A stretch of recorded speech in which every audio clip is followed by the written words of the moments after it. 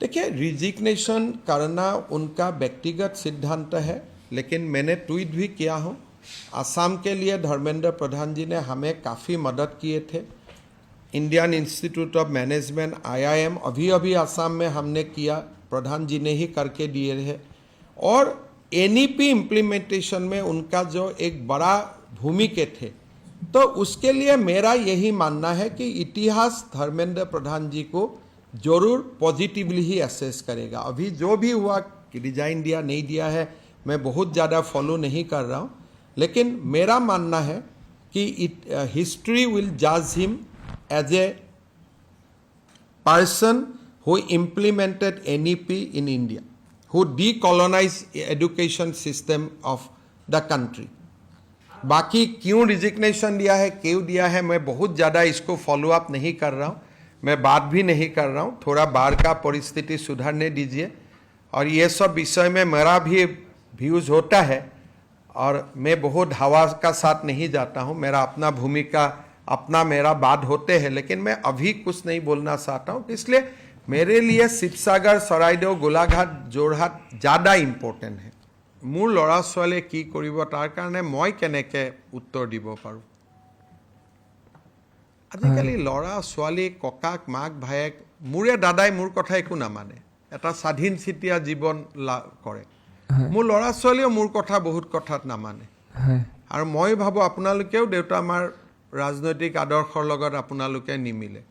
আপোনালোকৰতো সকলোৰে দেউতা আমাৰ BJP, কিন্তু আপোনালোকেতো BJPক ইয়াতে বহুত পকাই পকাই প্ৰশ্ন সুধি থাকে। গতিকে মই যিমানক জানো, ইয়াত যিমান সাংবাদিকে ৰীল বনাই BJPৰ এগেইনষ্টত, তাৰ দেউতাক মাক চব BJP।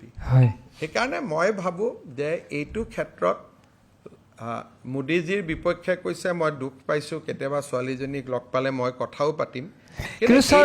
এইটোৰ কাৰণে বিষয়টো আপুনি কি হিচাপে আপুনি একো হিচাপে নলওঁ। মই ভাবোঁ যে এইটোৰ কাৰণে কেশৱ মহন্ত এতিয়া এটা ডাঙৰ দায়িত্বত আছে। ৰাজ্যৰ বানাক্ৰান্ত মানুহক সহায় সহযোগিতা আগবঢ়োৱা তেওঁৰ দায়িত্ব, আৰু তেওঁ কেতিয়া মানসিকভাৱে ভাৰাক্ৰান্ত কৰিলে আমি কোনো উপকৃত নহ'ম।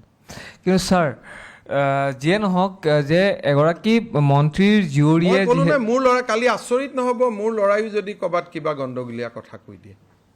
মোৰ ল'ৰা কালি পৰহি উকিল হ'ব, মই বেয়া পোৱা মানুহৰ হৈ ওকালতি কৰি থাকিব, কাক ধৰিব? ল'ৰা ছোৱালীৰ লগত দেউতাক মাকক সম্পৰ্কিত কৰাটো নাবালক হৈ থকালৈকে ঠিক আছে, সাবালক হৈ যোৱাৰ পিছত আমি ইনভলভ কৰি লাভ নাই। যিখিনি কৈছে সেইখিনি ভুল কথা কৈছে, কিন্তু ভুল কথা কোৱাৰ কাৰণে আমি ছোৱালীজনীৰ লগত কথা পাতিম, দেউতাকক কিয় আমি হেৰেছমেণ্ট কৰিম? নাই কৰা ছাৰ। সেইটোকে যদি ছোৱালীজনী ময়ো চিনি পাওঁ, মোৰ ঘৰতো আহি থাকে, কেতিয়াবা মই তাক বুজাম, কিন্তু দেউতাকক আক্ৰমণ কৰাটো কোনো ইয়াত নাই কৰা ছাৰ।